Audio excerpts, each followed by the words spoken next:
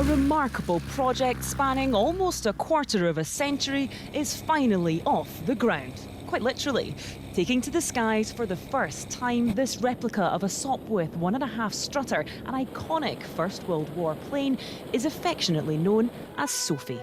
Her first flight fulfills the dreams of those who built her from scratch. This group of retirees from East Lothian, the Aviation Preservation Society of Scotland. We come from all different walks of life and we bring lots of different skills. The RAF have been very kind in letting us use the airfield. It was extremely anxious but excited, knowing that it was going to fly for the first time. Everything had been checked, double checked. We were very confident that she would fly straight and level, and she did.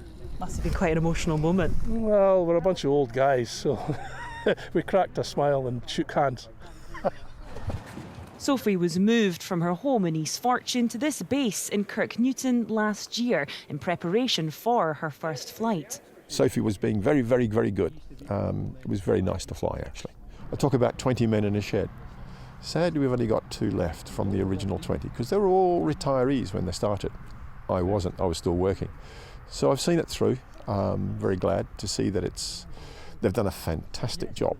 I think better than what the factory used to build them. The Sopwith 1.5 strutter came into service in 1916, and in Scotland it became useful as a reconnaissance plane to protect the Forth coastline. It's now brought this group of aviation enthusiasts together and fostered friendships. I look upon it as a lunch club with benefits, and I remember the first time we saw it outside, fully built. It was awe-inspiring, and you think, my goodness, we actually built that thing.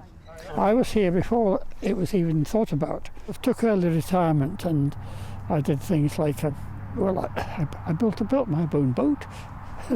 And I thought, when I built my own house.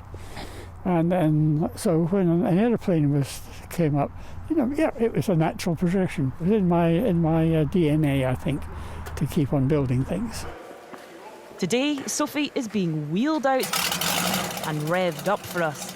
And let me tell you, she's a powerful machine. The Society's members will all get a seat in the cockpit and their own flight.